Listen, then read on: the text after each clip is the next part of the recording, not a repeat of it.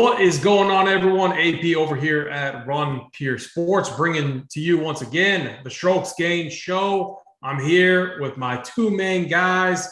First off, we got our guy Simon back, our producer. Shout out to Simon. Let me kick it over to Hoop. Hoop's coming off a monster night, 150K, 125K. I mean, between you and Big T, it's like I almost need to schedule like a scheduled tweet every single night, just congratulating you guys. Talk to us about your night last night. Yeah, I'm trying to catch Big T on the heater. I've been on a nice little one myself the last few weeks. It's going to be tough. I mean, I got a lot of ground to make up to get to Big T, but I'm gonna work on it. That's for sure. Yeah, it was a big night last night in MLB over on FanDuel. I had first place and second place in the Monster for 125K and another top 10 cash. So it was a big one. In terms of PGA, last week things didn't go so great for me. Lost me and Big T lost our seats to the DK final, didn't advance. I had Webb, I had Henley, and then four guys that missed the cut.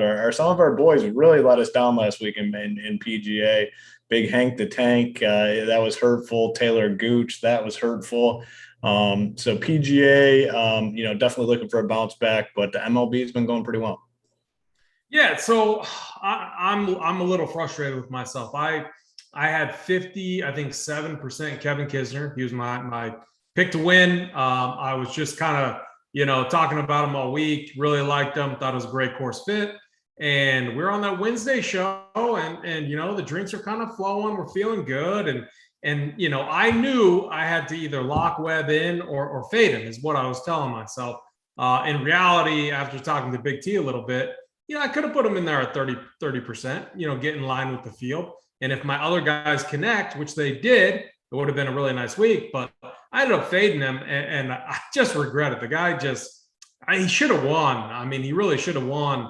I'm very surprised he didn't. But I had an okay week. I can't complain. 2 or 3x my money. So you're never complaining about that. But I just missed out. I had a pretty nice sweat going into the final day, and just my guys fell apart at the end. Kevin Kisner got it done. I had an outright on him, but it was just with like a local guy. So like he caps everything at like a very low amount. So I don't have any sexy screenshots or anything like that. I can't wait till betting. I thought about Hoop. I thought about sending you a message. I know we've done it a few times to put an outright in, and I'm kicking myself for not doing that. But it was a fine week. Snyder, let me kick it over to you. How was your week last week? You're always on these winners, having big weeks. How'd you end up? Yeah, it was a so-so week for me. I mean, I had Russell Henley there as an outright in my bets article. I had Roger Sloan as an outright in my bets article. Both of them came up a little short, which was a little hurtful. I mean, I didn't realize how much that Russell Henley missed putt there on 18. That little 4-footer was going to cost until all the strokes and everything. I mean, that put him from an impossible tie for first and at worst a second place finish all the way down to 7th place. I didn't realize how many points that was going to cost me.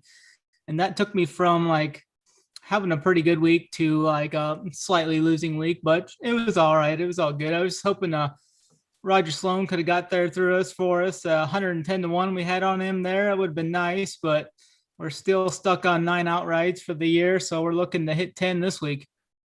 Yeah, and that just goes back to this mistake I made. I had about 50% Henley, and my Usti exposure moved to Kokrak, which was the bad move. I mean, he missed the cut. He absolutely sucked, and I should have went to Webb. I always on Thursdays, I always look to see what everyone else is doing. I saw Hoop locked in Webb. It was immediately I was like, I knew I made a mistake. And, we live and learn. Always next week, as we always say. So we do still have a member who is live in the final. Hoop, talk to us. What's this guy's name? You guys were playing against him, right? Yeah, let me pull it up here. So basically what is going to happen here, Our guy Benny, I think he has some numbers. BNAY has some numbers, I think, on his DraftKings name. But he is going to. He's one of the few people here that advanced to the live final DraftKings. Like I said, me and Big T. Big T, I think, actually was third from last. He had one guy make the cut for him. I was in like 60th, but Benny, I believe that's how you pronounce it.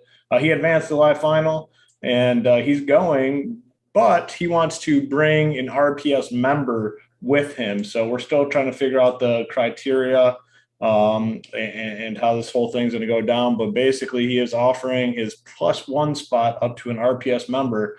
Most likely going to give that away tomorrow on one of the MLB shows, unless we get some more information. But as it stands now, you need to be a member. You need to be willing to travel to the New Jersey area.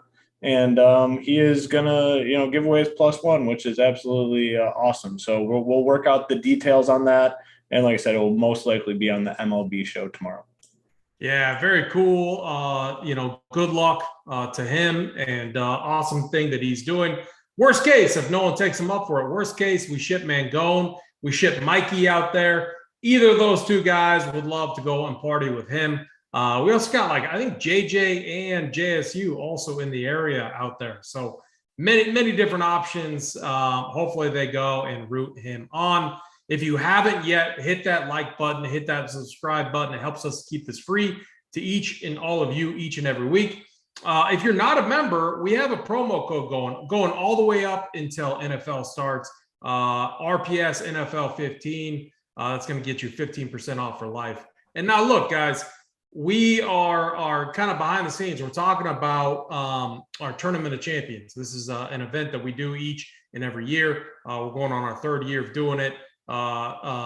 Last year, it was a great success. We're changing up a little bit. So last year, it was kind of top heavy, and you had to hang around to get that top prize, which is awesome.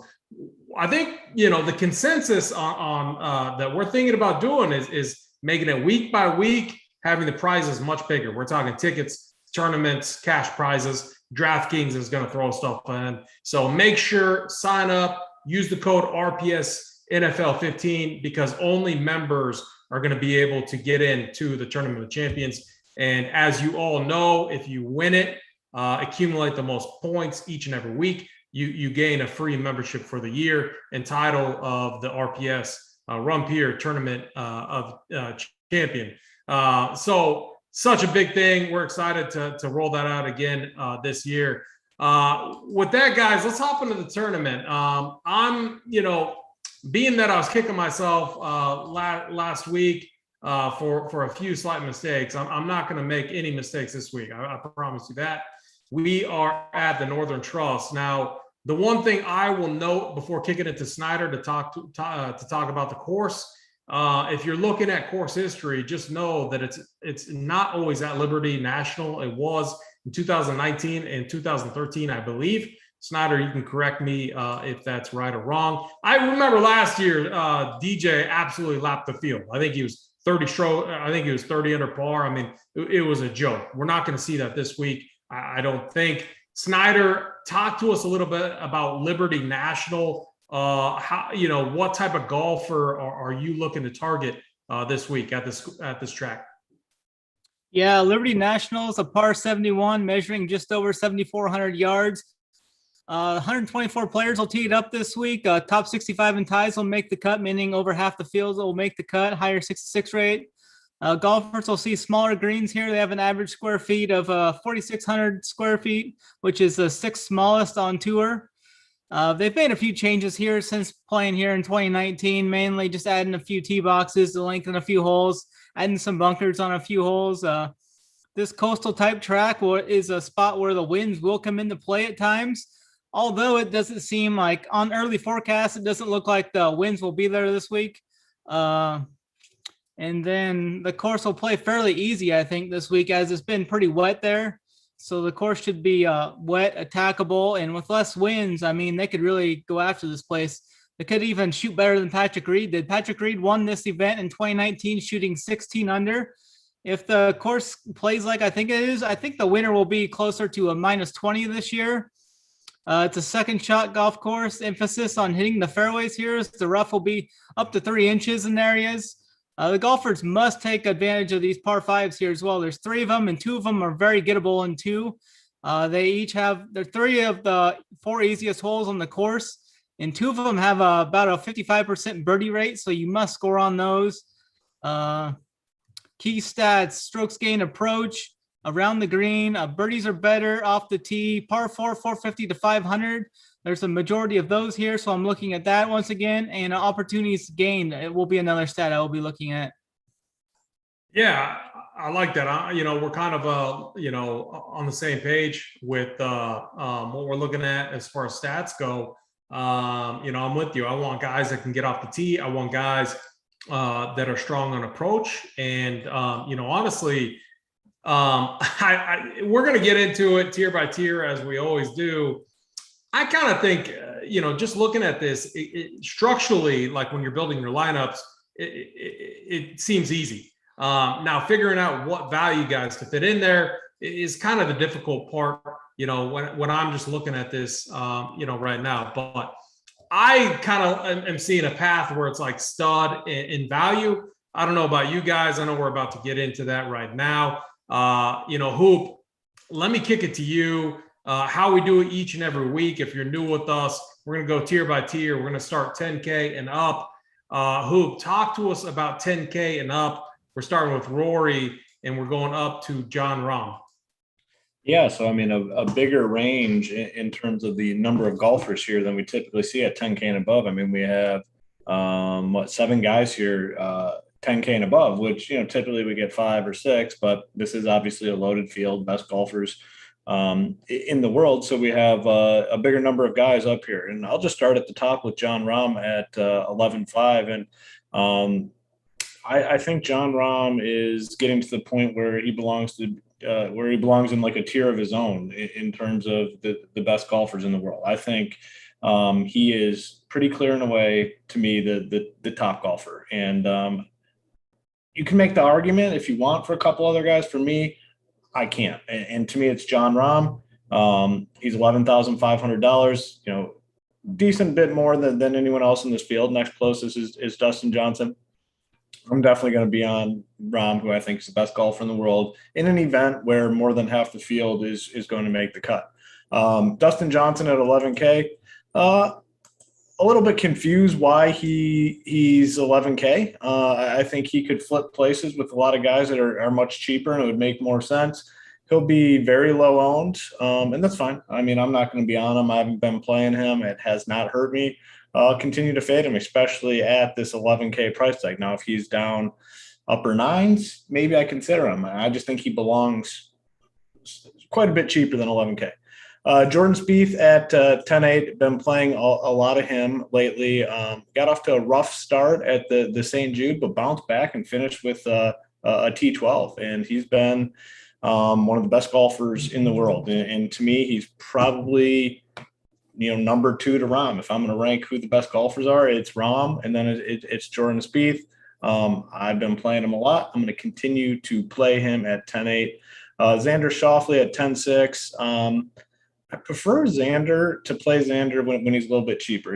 I'd always seen in this, there's no numbers or data or stats to back this up. It seems like when he has these elevated price tags in DFS, he typically underperforms. So I'll continue to be off him.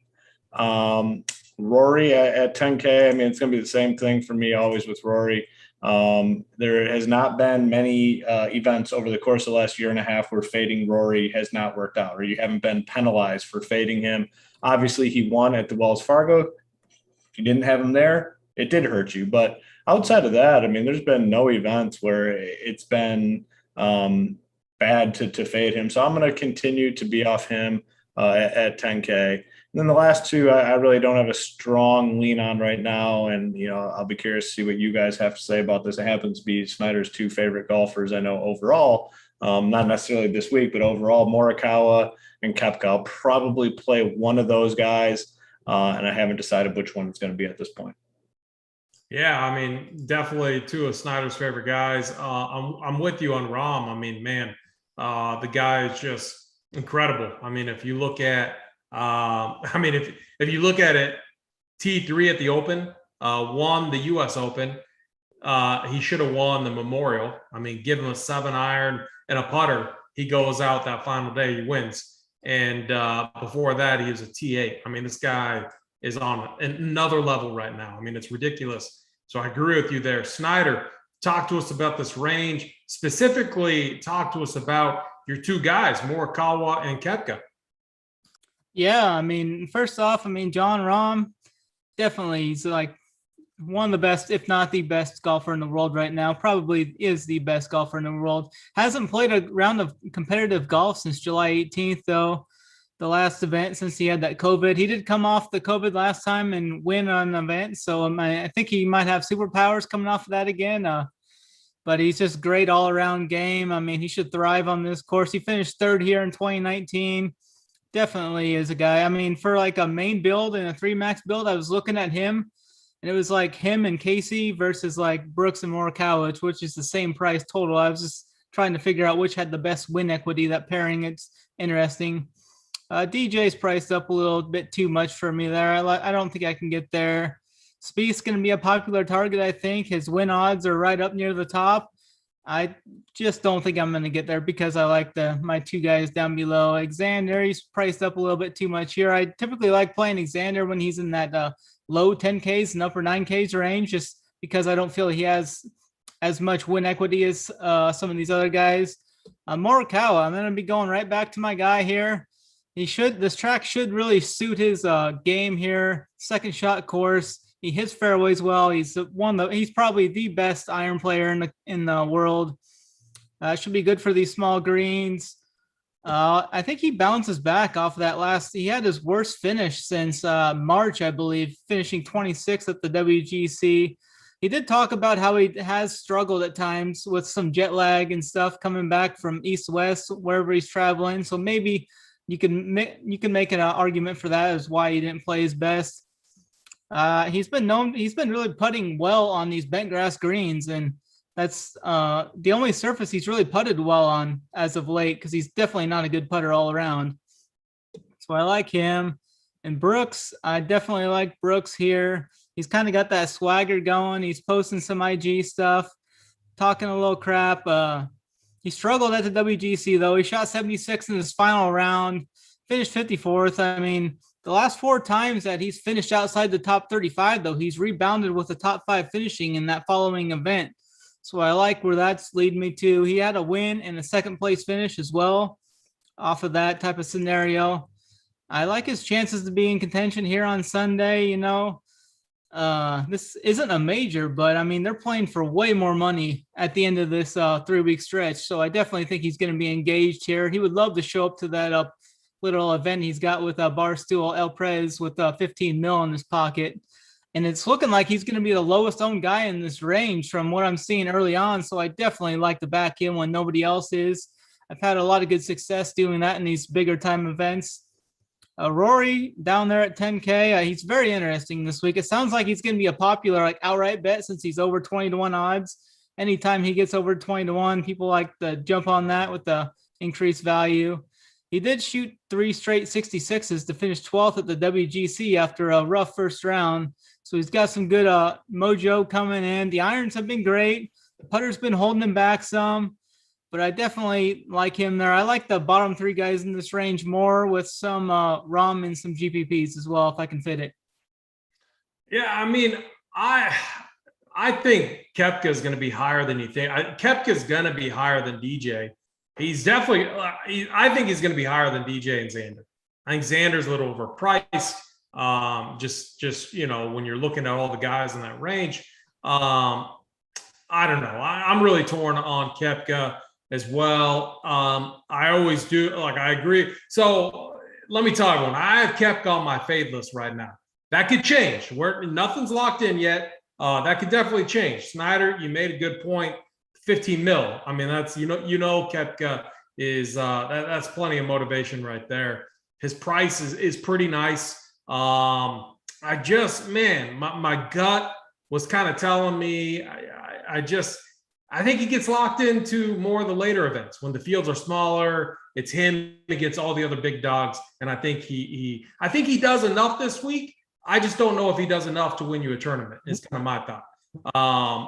But Snyder, we could talk a little bit more. I'm sure you could talk me on or off of him. But the one thing we all agree on, Jon Rahm, best play in this range, or best overall golfer in this range. If you can make him work salary-wise into your lineups, obviously a best play. If you're looking at DJ, why not pay another 500 more for Jon Rahm? Jon Rahm has just been absolutely lights out. I agree with you guys there. I actually have some interest in Spieth. I love the form.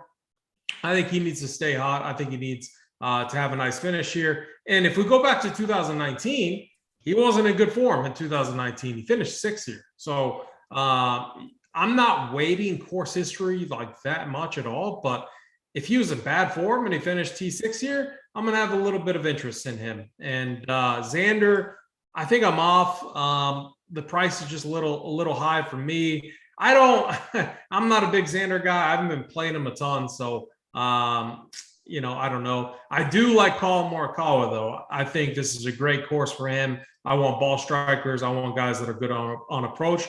And I did not know that about bent grass greens and putting. That might take me over the top. And honestly, Snyder, not trying to get you too excited, but Morikawa might be my favorite play in this range. So, I'm very, very high on him. And that's why I was fading Brooks. You can't play everyone, as we talk about all the time. Morikawa was my guy that I was looking at. Rory, I think, is interesting. I honestly think he's closer. I think he's closer to being back to that old Rory that we're used to. What I see in Rory's game right now is his putter. If he gets his putter turned around, I think he's right there. That's what's been holding him back the last few rounds.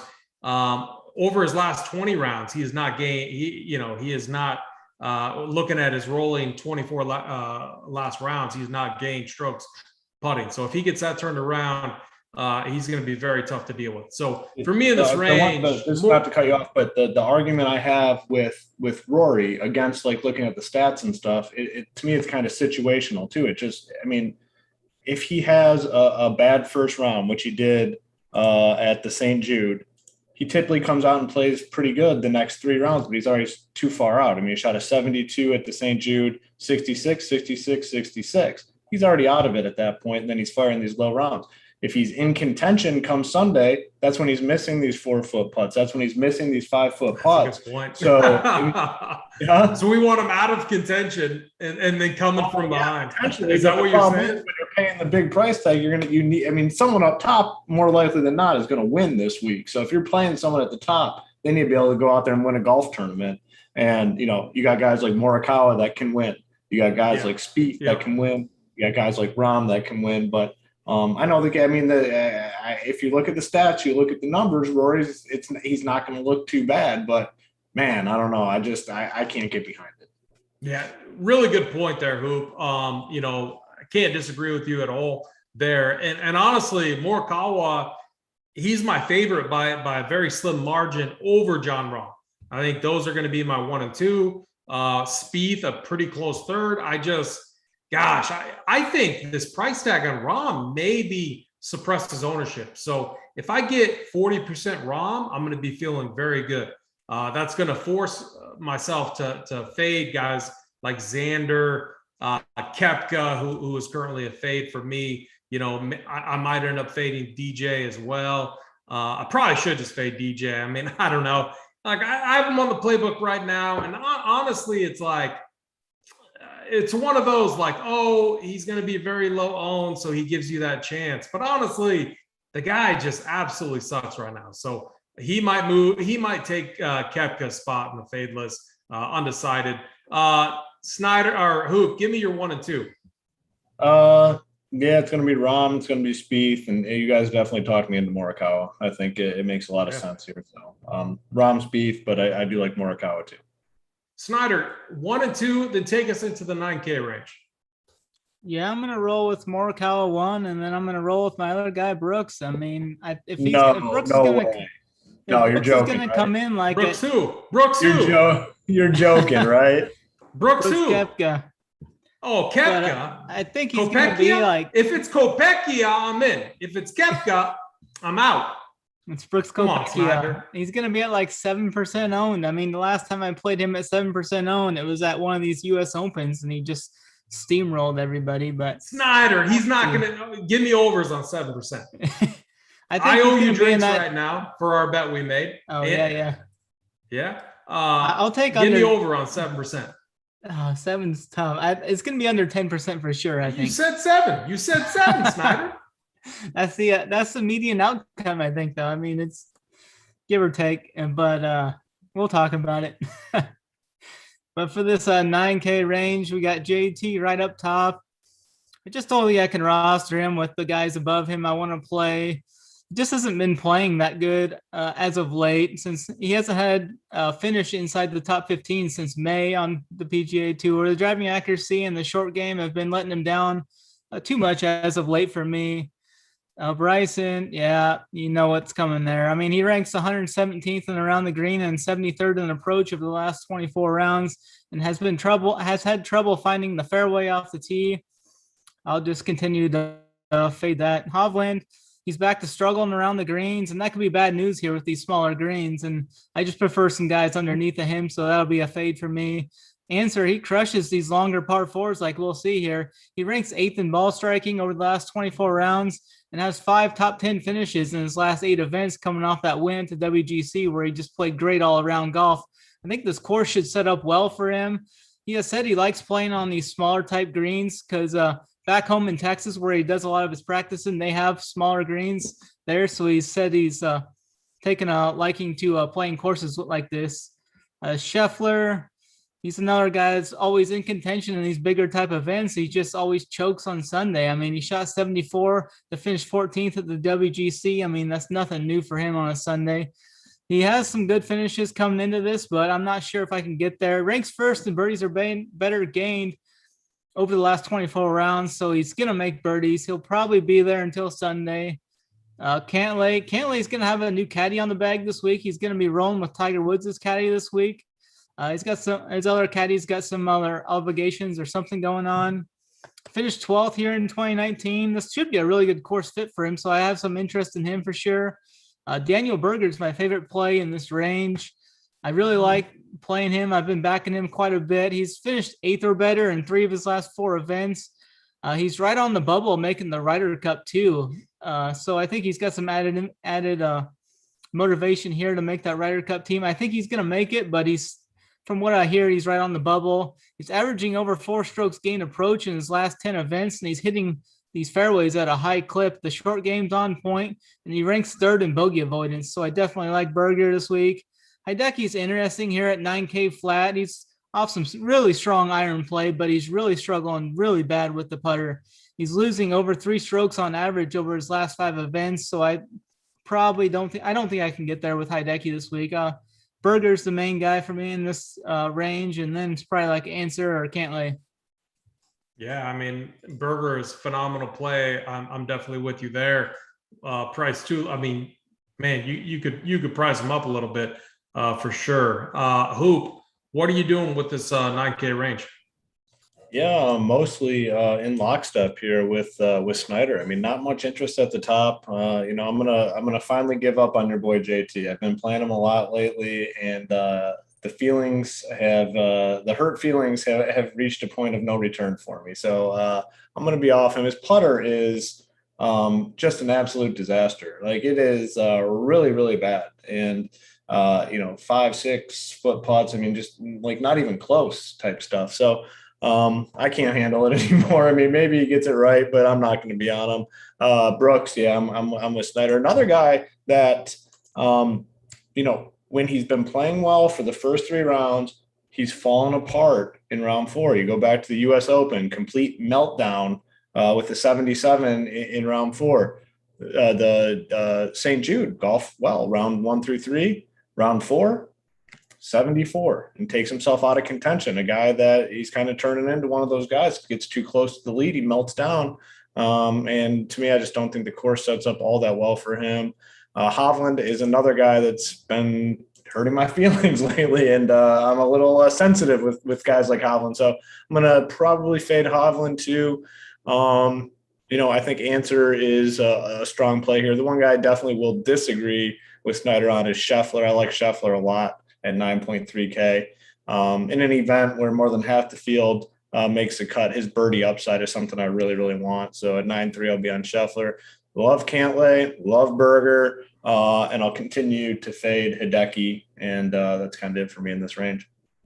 Yeah, I think this range is easy. Daniel Berger, phenomenal play. Patrick Cantlay, phenomenal play. And I like the caddy upgrade, if you want to call it that.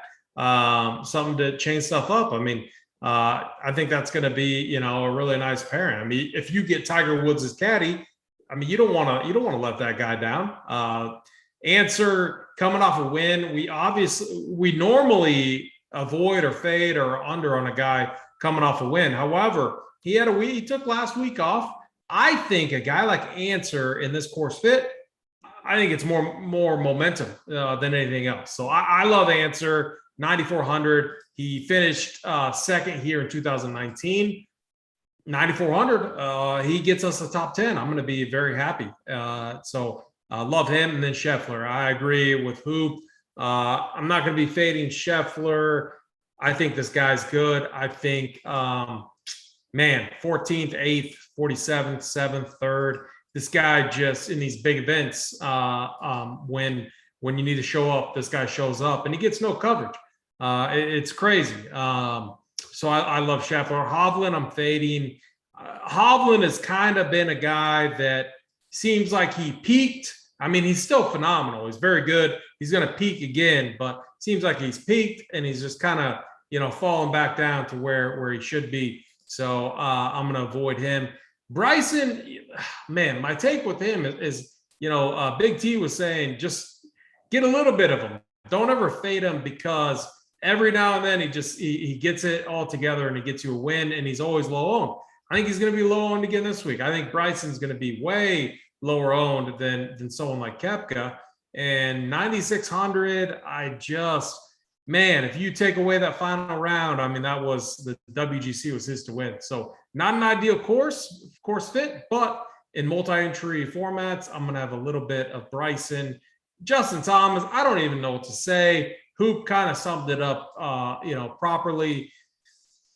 I was trying to find reasons to argue against him, and there are no reasons. He's really hurt my feelings. It's painful. I can't take it anymore. I mean, I'm going to have a little bit of exposure. He's not going to be a main play of mine or anything like that.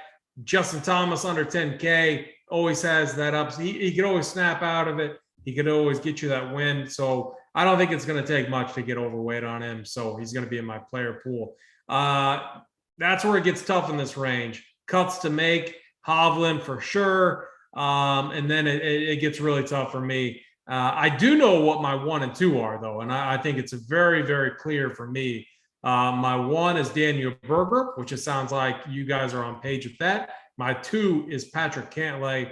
I really like those guys as anchors in my lineups, so I'm going to have a very high percentage of them. So, here's what I'm thinking about. If I get them at 35 to 45% range, they're all going to be correlated with the studs that I mix and match in. So Rahm, Spieth, Morikawa, all of those guys are going to touch lineups with guys like Daniel Berger, with Patrick Cantlay. That's kind of how I'm thinking about my builds this week. Snyder, give us your 1 and 2. Yeah, I'm going to go right with you. I think Daniel Berger, number 1, and I'm leaning towards Patrick Cantlay, number 2. And I do think Scotty Scheffler can outscore his price tag here and not have to finish top 5 or so if he does happen to choke on Sunday again. So I definitely think he's in play for sure as well. Yeah, I hear you. Hoop, your 1 and 2, then take us into the 8K range. Yeah, 1, 2. Scheffler, Berger, like both of them equally. And I'm with you guys. I like Cantlay as well. So that lower 9K range to me is where it's at. So definitely high in those guys. 8K range, it's a pretty thin range for me. There is not a lot of plays for me here. Maybe you guys can convince me otherwise. Really like Paul Casey at 8-7. I mean, just playing phenomenal golf. I mean, just so steady, so consistent. I mean, go back along 21st, 4th, 6th, 7th, 36, 15, 4th, 5th. I'm gonna keep playing Paul Casey. I mean, I always typically play Paul Casey. It's worked out well. I'm not going away from him. I'm gonna be off Webb Simpson. I mean, Webb Simpson should have ran away with that event last weekend. He's typically a really good putter. He missed so many 4 or 5 foot putts. It was tough to see. I mean, at the bare minimum, he should have been in that playoff last week. And I mean, he just played himself out of it. A triple bogey at one point. Yeah, I'm gonna stay off Webb this week. Harris English at 8-8. I mean, a guy that has winning upside. We want guys that can win events at 8-8. I think I'll play him. Not going to be on Patrick Reed. Not going to be on Cam Smith.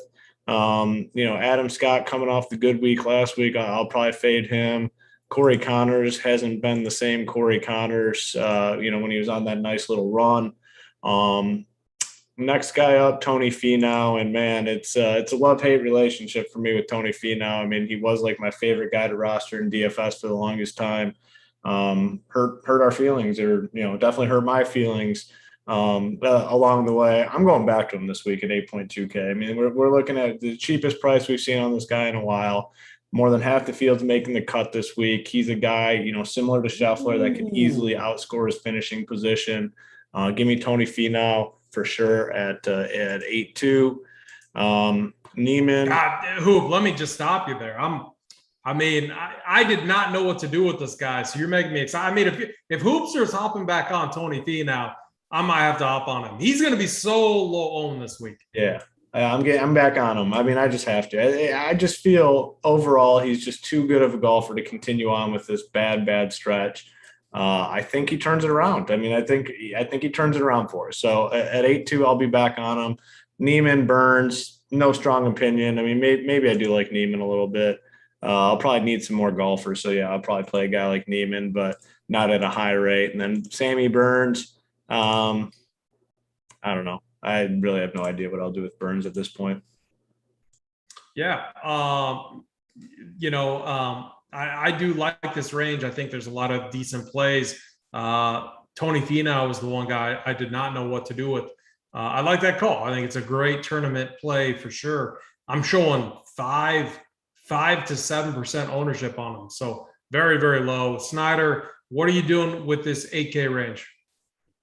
For this 8K range, I'm looking at Harris English, first of all. I think I prefer English definitely over Simpson. I mean, Simpson's just like Hoop said, it's just got something wrong with him. He should have done way better last week. Harris is in the zone. He's just playing great golf. He's finished inside the top 5 in 3 of his last 4 events. He gained strokes across the board in his last 5 events, and he's ranking 3rd in birdie or better percentage. Definitely like him. Paul Casey, solid price tag on him here. He's another guy hitting his irons really good as of late. He's gaining over 5 strokes on average over his last 5 events. Finished 5th at the WGC as the short game was on fire there. I like going back to him. Patrick Reed, I don't think I'm going to get there on him this week. He did win on here in 2019, which should help catch some steam for him. So I think that'll be a fade for me. Adam Scott, he looks to be a solid value here. He's coming off a strong finish last week. He shot 64-65 over the weekend to jump in that 6-man playoff. He just missed a short putt that really cost him there, but I think this course really sets up well for him. He did finish 5th here in 2019 and won back in 2013. He's gaining strokes across the board in his last 7, including 7 strokes approach. Definitely like him. Connors, he's just been a train wreck recently with the short game. It's an easy fade for me. And like Hoop, I don't really have much interest here in this range. Yeah, so I just added Patrick Reed to the fade list. That's what I was thinking too. I think the fact that he won here in 2019 is going to push ownership up just with how people think. And he's not been playing good at all. I mean, there's literally 0 reasons to play a guy like Patrick Reed, especially when you have Paul Casey and Harris English right above him. I mean, if you could get more shares of those 2 guys, I would much rather do that. Harris English, he should have 3 wins on this year, in my opinion. I really think he should have won the WGC. He had it right then, and then obviously the just disaster with being paired with Bryson, getting put on the clock, getting pressured, it was hurried him and everything. I think that impacted him a little bit, but he was still calm, cool, and collective. He didn't show a ton of emotion at the end. So I love Harris English. I think he's a phenomenal play. I think Paul Casey grades out really well. And that's why I think Reed, Cam Smith, easy fades. Adam Scott, man, he should have won. Snyder, this was a straightforward 4.5 footer to win last week. Like literally, we all knew he was going to miss it. I mean, Adam Scott, 4.5 footer. At 8,400, we don't need him to win. He gives us win upside, and he finished 5th here in 2019. I think the course sets up really well for him. I think his game is trending in the right direction. I think there's little minuscule things that he's trying to figure out. Outside of that, he looked great last week. So I think he's a phenomenal play. I think Scott, Casey, and English are hands down, some of the best plays in this range. I'm also on Webb Simpson. So one thing that I see with Webb is after he plays the Wyndham Championship, it seems like he always plays this tournament well. And I think it's just he gains a lot of steam going from the Wyndham, a course that he knows really well. And it doesn't matter where the course is at. He always has, it seems like he always has a decent finish here. 8,900, he's going to be much, much lower owned than he was last week. I'm going to have a little interest in Webb. The guys I originally didn't know what to do with were Corey Connors, Tony Finau, Neiman, and then Burns I have a little bit of interest in. Burns is one of our guys coming off a T2 at the WGC. I think he's a really nice play down there. But for me, English number 1. I'm going to say Adam Scott number 2. I think he's going to be my number 2 in this range. Hoop, what were your 1 and 2? I'm going to definitely go Casey 1, and then going top 5 Tony number 2. Okay. Hoop is man, you're getting me excited. I'm he's at a price point. He's at a price point now. If the name holds true, top 5 Tony would be happy. Down in the low 8K range, we'll take it. The problem is it might be a top 30 Tony now. Hey, I might take that too. What is he? He's about the 30th priced golfer here. So I just added him to the playbook. It's not up yet. It's going to be up tomorrow morning. We're just fine tuning it, adding everything that needs to be added. I like it though. I'm with you on that, Hoop. I think that's a good call. Snyder, you're 1 and 2. Then take us into the 7K range. I'm going to go Harris English 1 and Paul Casey number 2. And I've got quite a bit of interest here in this 7K range. I'm not sure what I'm going to do with Kisner here yet. He should set up really well for this course. He's got good history here. But I do kind of worry about him coming off that win last week. I know he's a guy that kind of likes to party and such. But this is the playoffs. Second shot course. It should set up well for him. Jason Kokrak has now lost strokes and approach back-to-back events.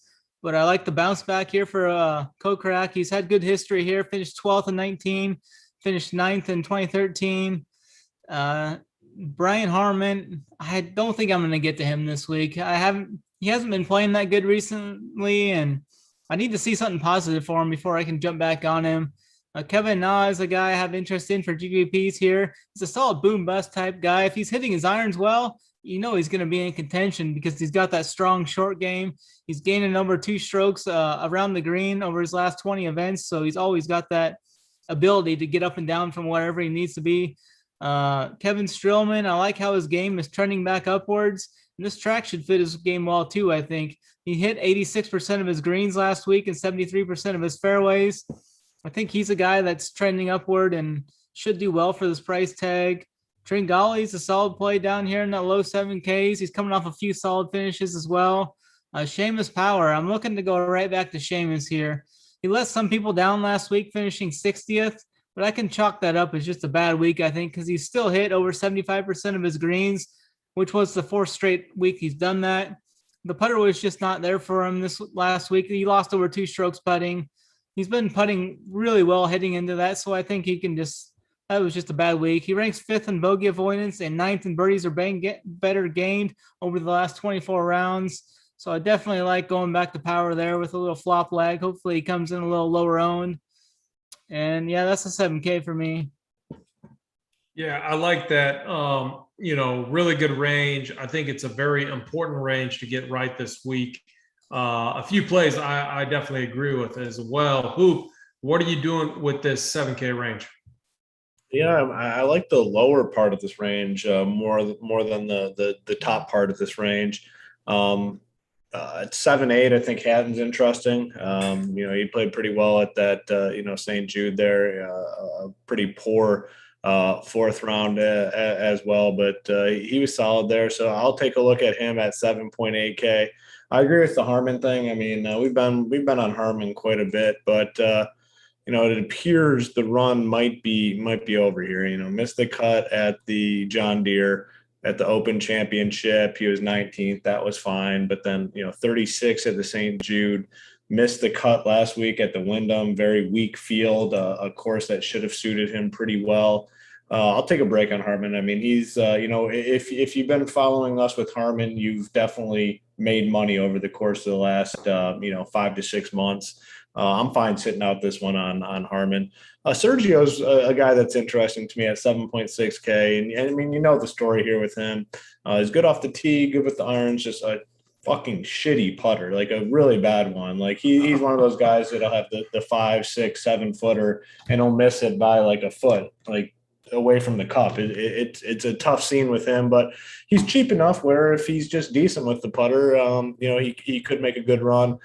Shane Lowry at 7.5K seems like a good price for Shane Lowry. A guy that we've paid a lot more for in these loaded fields. 7.5 seems like a fair price tag on him. Keegan Bradley, I believe, is a little bit interesting. I mean, this would be more in tournaments. I don't think he'll be all that highly owned, but the one thing with Keegan that's always remains true is like when his game is on and he plays well, he contends. Like he has that upside to be contending. So at 7.5, I have interest in him. My favorite guys that start to show up here in this lower range. Streelman at 7.4, playing phenomenal golf. Like Snyder said, the course should set up well for him. Good price tag. Tringali, to me, seems kind of mispriced at 7.3K. I mean, I think he's just much better than. I'd say he's much better than everyone in this range, like in this 7K range. So I like Tringali. Going back to my boy Vegas, I mean, every single week he's been getting it done for us.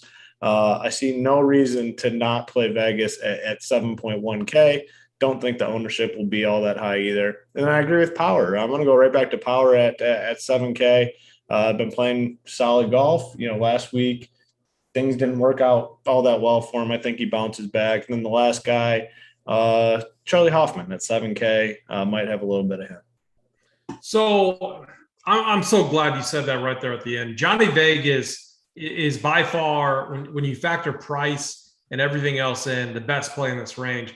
Just go and look at what he's doing right now. The Wyndham, he gained 7.3 strokes total. He gained 2 on approach, 2.8 off the tee. And he gained 2.6 putting. He's gained strokes putting 4 out of his last 5 events. Putting is not usually his strong point at all. It's usually he's gaining strokes off the tee. This dude has been a beast on approach.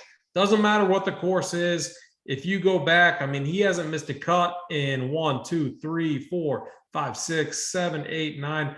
Over 10 events. He hasn't missed a cut. So I'm with you. I think Johnny Vegas, phenomenal play in some of the best form that we've seen. And, I mean, the guy looked good at the Olympics. I don't remember I wasn't as in tune to watching it because I believe I didn't have a sweat.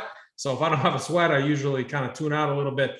I mean, what he finished? I mean, he showed up, had no practice rounds, and he still competed, right? Snyder, you know where he finished. I'm not for sure. I wasn't really paying attention to that one. All right. We all suck. Chat can help us. It doesn't even matter at all. I mean, 16th, Johnny Vegas. 16th. He was 16th. Hoop knows, Perfect. yeah. 16th. No practice going in. You know, Yeah. This guy he's one of my favorite plays down in this range. Definitely more of a play than Matt Wolf. Matt Wolf is AP's guys are dust right now. So I mean, do not play, the likes of Justin Thomas, Matt Wolf. You can play. I would play Chesson Hadley over those two guys. Guy just made a hole in one. We'll talk about him in the 6K range, but I'm with you there. I love Johnny Vegas. Tringali wasn't on my radar. I like that call.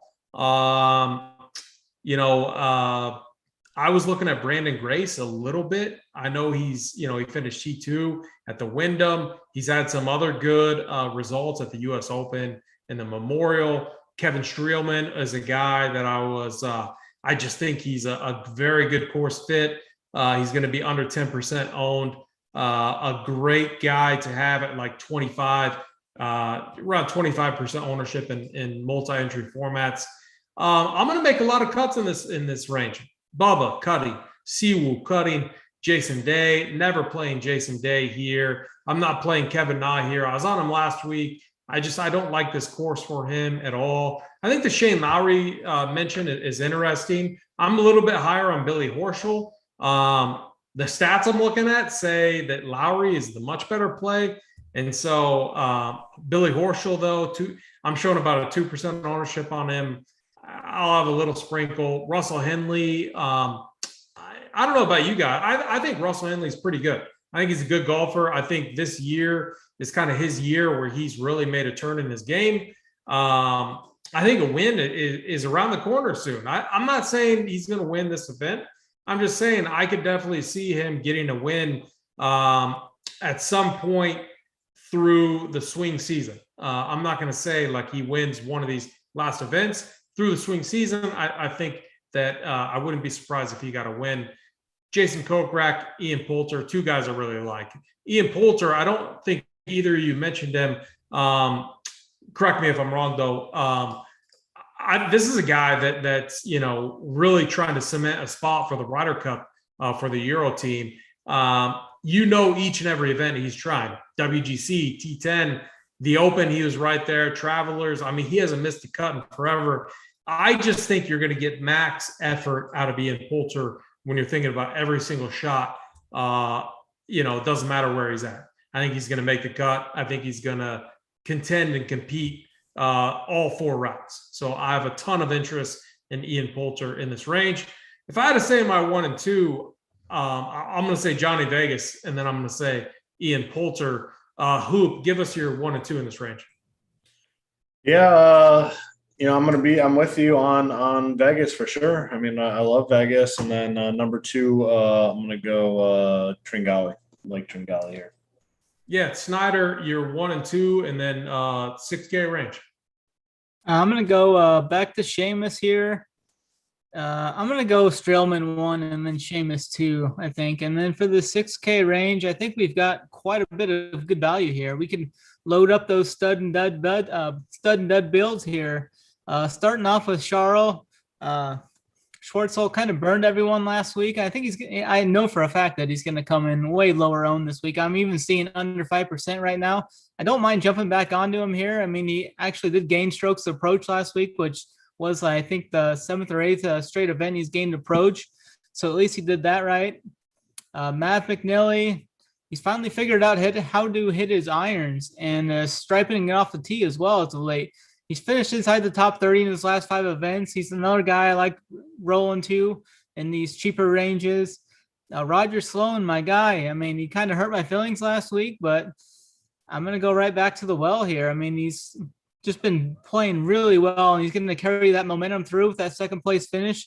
He's been playing really solid golf as of late. 31st, 16th, and 2nd over his last 3 events as the approach game is trending upward to go along with that really strong short game of his. He can get up and down if he needs to here. Hank the Tank, I like the flop leg here. I mean, he kind of let us all down last week, missing the cut on the number, but I like going right back to him. He's just been playing great golf over this whole summer. He lost strokes around the green for the first time in 6 events last week. So I think he bounces back with that and plays much better around the green.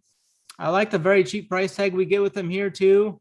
Another the Stone Min guy I like this week is Mr. Ryder. He's gained off the tee in his last 3 events. He's figured out his irons. Strong short game here. He's averaging just under 17 birdies made in his last 5 events as well. So he definitely can score. And he's also pitched in 6 eagles in his last 3 events as well. So he could definitely outperform that price tag with ease, I think, if he can just make the cut, which I feel like he should. He's had 4 straight finishes inside the top 35 or better. And it's definitely worth a shot here, I think. I mean, if you want to load up 2 or 3 of those guys in the top range, you plug in Ryder, and it's pretty easy to do that. Hey, before I kick it to Hoop, Snyder, okay, so one guy I keep looking at is Higo. I mean, this guy has, a win on the PGA Tour this year, 2 wins on the Euro Tour, looked phenomenal for a brief moment in time, and then he's looked not good at all. When, like, watching him, he just does not look good. I mean, do you have any take on him? Is he just – is he going to be a streaky guy like we've seen with some of these other guys? I mean, what's your take on Higo? He's struggled with his driving accuracy and the putting and short game, and scrambling's just been up and down with him. I can't see getting on him. He's missed 5 of his last 6 cuts. I like the other guys better than him. God, Snyder just knows all of these guys. I mean, that's impressive. Literally fires it off like this. I didn't know that. I thought he was a stud. He wore his little Bill hat and just had those cool glasses. I thought he was going to be an absolute stud on tour, but that has not been the case of late. Hoop, what are you doing with the 6K range this week? Snyder, did you mention your boy Mav or no? Yeah, I hit on him briefly. Yeah. Sorry. Yeah, I'm on Mav at 6'9". I mean, we haven't seen him for a little while. It's been he's at the Barracuda, but just a strong run, 20, 30, 21st, 18, 16, 18. Really like Mav. Agree with Sloan. I mean, Sloan, we were on him last week and he rewarded us. I mean, he played phenomenal golf. He was right there at the end. Taylor Gooch, yeah, I might go back to him. He really hurt my feelings last week, missing that cut. But a guy that typically is a cut maker. Chris Kirk, I like. I'm going to play a lot of guys down here, to be honest with you guys. Patty Perez at 6'7". Matt Wallace, 6.5K. Brian Stewart, another guy that's been playing pretty well. I mean, he's got four top 20s in his last 5 events. I mean, they've been at weaker fields, the John Deere, Barbasol, 3M, Wyndham, but still that's impressive to do over that stretch. I'll have him in my pool this week. Adam Shank, a guy that kind of sucked for us last week, but I'm going to go back to him. Ches Reavie at 6.4K. Again, disappointed last week. I'll be back on him. Hank Lebioda, disappointed last week. I'm playing a lot of these flop leg guys. I'm gonna hope that they bounce back this week. Doug Gim at 6.2K. I haven't been playing a lot of Doug Gim, but 6.2K I think is a fair price tag for him. And then at 6'1", I mean, after watching Chesson Hadley on Sunday, how do you not just put him in your player pool? Like, I don't care. Like, if he comes out and finishes dead last, I don't give a shit. He is going to be in my player pool last week. The hole-in-one, the interview after, like, how do you not watch that and just feel for this guy? So I'm in on Hadley. That jump, though, after the hole-in-one, that was a tough scene. And then after he tries justifying it, but I'm an athlete, don't let the jump fool you. Man, that did not look very athletic, but I will play Hadley this week. I like the call. Who was the 6K you gave? Sam Ryder. I'm gonna add Sam Ryder in there too. Yeah, I mean, Hadley, that was just, I was dying. I was absolutely dying watching that. Oh man, that was just, and it was huge for him. I mean, I love the interview. He's choking up. Obviously, he's a guy that, he's not the best out there, but he's trying each and every week. He's like a nice dude. I mean, Hoop had beers with him. Hoop knows more than us. Like, Nice I've guy. just always thought he was a nice guy, and who confirmed that. So a He guy was that we can all root ate for. a meal with me and my family, was in no hurry to get out of there after we got rained out, signed some golf balls for the kids, any questions, like he'd answer. I mean, just a cool, down-to-earth guy. I mean, and the guy is just easy to root for. I can't believe it was his first hole in one. You think of a That's professional wild. golfer, That is the craziest part. man. It's tough to do. It's tough to do.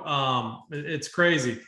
The 6K range for me is really interesting. I think it's going to be a very key range. I'm really thinking about the rules and multi-entry format on what I want to do, because I think you're going to need one of these guys. But I don't know if you're going to need two. That's kind of what I'm thinking of. I see a guy like a Brendan Todd or a Chris Kirk types, or Charles Schwartzel getting up there, mixed in with John Rahm types and some of the other guys that we talked about. And so what I'm doing with this range is I'm really thinking about, the rules that I'm setting. I really want guys that I think have top 10 upside that I could pair with guys like Rahm, and the guys that we talked about up top. So I'm high on Todd. I was high on Brendan Todd last week. And if anyone out there I had a bet with someone on the Wednesday show, and we went late. That show went 3.5 hours. It was premium only, and I was drinking whiskey all night. So by the end of the show, I can't remember most of my bets. Usually when I start drinking, I don't make bets with people. I'm actually a pretty big, I'm pretty conservative when it comes to that. But I made a bet with RBX, and I guess I owed him $300. So I had to pay him that. It was, and I would have done it again. Actually, he told me what the bet was. It was Doc Redman to miss or make the cut. $300 even odds. Doc Redman last week, I think it was a fair bet for sure.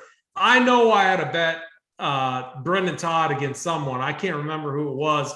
Brendan Todd did good. T10 last week. That would have won any bets that I had. I'm going back to him again this week. I think he's found something in his game. I think it's a great course fit for him. I think he's going to be 2 to 3% up. So I love him. Going down here, Brian Stewart, I think, is going to be a play that we all want to have exposure to in multi-entry format. I think if you're doing a single entry and you want John Rahm in your build, put John Rahm in there, put Brian Stewart in there. I think that's a great way to start, to give yourself, a nice floor, a nice upside. I mean, Brian Stewart's been playing phenomenal. He made the cut here in 2019. It's a guy that really fits the mold when you're looking at the different stats that we're looking at. Scott Piercy played really well last week. I thought he finished T15. I thought for a moment there that he was going to finish top 5, maybe get into that playoff. I thought he looked really good. I agree. I like Hank Lebioda. I think what you guys said on him, 6,300. You got to figure he gets some ownership here. And then Chesson Hadley as well. He's going to be in my player pool. Outside of, a lot of the guys down there, you can make cuts. Our boy Uncle T and Anirban Lahiri, his boy, we can cut him. Harry Higgs, we can cut him. Hadley, get him in your pool. To the notebook play, I can't believe this guy is projected to be 2% off. And I believe he was somewhat popular last week, let a lot of people down. He missed the cut, but he made the cut here in 2019. He hasn't missed the cut at the Northern Trust in a long time. T49, T38, T20, T10, T31 at the Northern Trust. Missed the cut last week, but before that, T11 at the 3M Open, T18 at the John Deere. This guy ranks very highly in ball striking approach, par 4 scoring, strokes gained around the greens, and he is one of the best at finding fairways, top 5 in this field. He's 6,400. Ches Reavie is the notebook play of the week. Love Ches. I can't believe 2.5% ownership is what I'm seeing on Ches. I think that is very, very low. I'm going to have him at probably at least like 15 to 20% range. I think would be enough to mix and match with the studs that I need. but I'll run it a few times. I might bump it to 20. We'll see. But I think Chaz is an excellent anchor to have down here in this 6K range. So yeah, Chaz and Brian Stewart are my 1 and 2. Snyder, give us your 1 and 2. I'm gonna go Roger Sloan 1, and I'm gonna go Ryder 2. I like that. Hoop 1 and 2. I am also going to go with Roger Sloan, and then Hank the Tank is going to treat us well this week. Yeah, I like that. If you haven't yet, hit that like button, hit that subscribe button. It helps us to keep this free to all of you each and every week. I haven't mentioned it yet, but we do have a partnership with Underdog. Go over to Underdog and use the promo Run Pure. You can get $25 on your first deposit. I believe you can deposit $10 or $15 and get $25. So go over there and do that. Snyder has been doing a ton of best ball content. Snyder, give us a little, preview into the content that you've been producing for best ball. Yeah, me and Simon and Bobby, we've been going over like this week. We went over week 1 from the preseason. What our takeaways were, what we're hearing around camp, some strategy advice. We've gone through, I think, 4 or 5 videos so far, going through various strategies and how we're attacking these best ball formats, roster construction, and what we're looking for in every round, what pick we have, depending on all that. And at the end of we'll talk strategy, and then we'll do a draft every video, and then we'll talk through the draft as we go, what we're seeing people do, what we're doing, what we like, what we don't like, and all that. It's been really fun so far. Yeah, I'm about halfway through the video you posted last night, I believe, and really a ton of information. And honestly, like some of the stuff you guys are talking about, I'm already taking note of, like for the season. And then one other interesting thing that you guys mentioned that I wasn't thinking about, but I think about each and every week as a tournament player, is when you're drafting in the 16, 17, 18 round, if one of those guys hits, like if you're getting a receiver with high, with extremely high upside on a week-to-week basis, but, over the course of the season, he's not going to be as relevant. Those are the type of guys that you want in your lineups deep in the rounds. Something I wasn't thinking about. I mean, honestly, like I don't really play best ball that much. I'm a best ball donkey. When I get my core team made, I usually click the computer to automate it. And I'm telling you, that's every single time I've done it. And then I'm just like, it is what it is. But if you're out there and if you like best ball, a lot of people do what I do. So pay attention to what these guys are saying in those last rounds. I don't have it in me to hang around there and really think about who I'm going to draft in 16, 17, 18. I just let the computer automate it. So you're going to get a huge edge against players like me, when it comes to best ball. With that, also, if you're not a member, I do got to say, and we're going to keep pounding this very hard, but RPS NFL 15, I mean, when the NFL gets here, we're talking 3 weeks away from now, we're getting rid of this promo. That's 15% off for life. And when NFL gets here, that means NBA is right around the corner, and there is no one better than us at NBA. So, make sure you are signing up and using that code. That is going to be good for life. All right, boys, let's get into the winners. Hoop, can I kick it over to you? All right. I had a pretty strong stance on a guy that has been struggling and, has not been doing all that well. Top 5 Tony is going to become top 1 Tony. He's going to get us a win this week, about 50 to 60 to 1 around the industry. Lock that in. Longer shot. I'm going to come down and, Johnny Vegas just playing so well. And, he's about 100 to 1. 110 to 1. I think he has a chance. So give me Tony and give me Vegas. Dude, I like those calls. I think that those are great calls for sure. I'm gonna hit you up and get some. Let's get some money on that. I want in on that if you can put that in for us. Snyder, who do you got winning this week? Yeah, Hoop, that wine must be tasting pretty good. They're putting top 10 Tony in there. Top five, top one, baby. Top one. What are we calling him? Top one, Tony.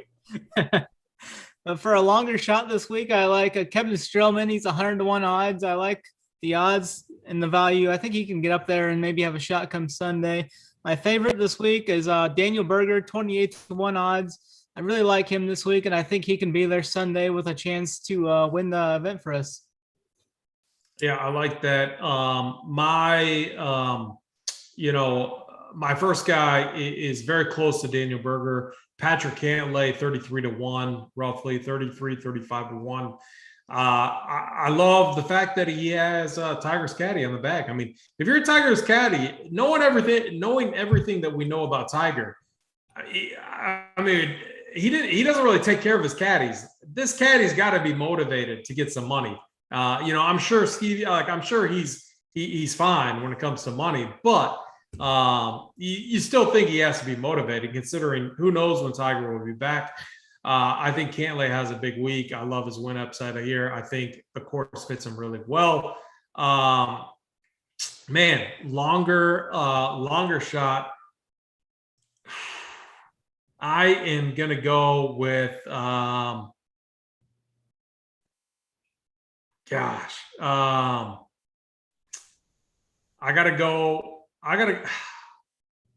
right. I'm going to go with, it's out there, but I mean, Brendan Todd, I thought Brendan Todd looked good. He wins at these ball striker, like if we can get it to where it's not, Snyder, like what you said, you thought it might be a 20 under. If we can get it to where the winner is 13 or 14 under, Brendan Todd could win a tournament like that. I mean, his odds, I'm showing like 200-1. I'm going to throw a little bit on that. I thought he looked really good last week, and he's a multiple winner on tour. I think he's going to be right there. So we're talking long shots here, not like anything safe at all. So it's Cantlay and it's Todd for me. You could even throw a little bit on Reavie. I think one of these guys that gets off the tee, gets it in there good on approach, I think they're going to have a shot this week. Hoop, any final thoughts this week? Yeah, I mean, it starts a great stretch here of golf where, I mean, these fields are going to be loaded, for the next few weeks, and it's going to be fun. I mean, these guys are world-class golfers. It's fun to watch them, and we're going to get them for 3 straight weeks, and I'm definitely excited for it. Snyder, any final thoughts? Yeah, I definitely feel like we're going to get a top tier guy win this event. We normally see like a top end guy win this event. And I think the leaderboard's going to be stacked coming down Sunday. So I'm really excited to watch that this weekend. Yeah, very good. I'm excited as well. I think it's going to be a fun event. We're going to have all the content up here shortly. Tomorrow morning, I would imagine the playbook is looking very good. Snyder and I are working on that right now. Most of the ranks are done. Some changes. I mean, I took Koepka off the fade list, Snyder. You'll see that. I added Dustin Johnson onto the fade list. 2 good calls. The only other thing I got to do, I got to give a shout out to our guy, Cubbable Hoosier. He's a guy that's helped us out in soccer for a long time now. He is battling COVID right now. We just, pulling for you, Cubs. Get through that so that you can help us find the soccer winners like you always do when you're helping Jaime and Rubio out. With that, guys, I think it's going to be a phenomenal week. I mean, Hoop coming off a monster week. I was there close. Snyder, you're right there. I think we're going to nail it this week. It's going to be a ton of fun. So with that, I'm AP, Snyder, Hoop.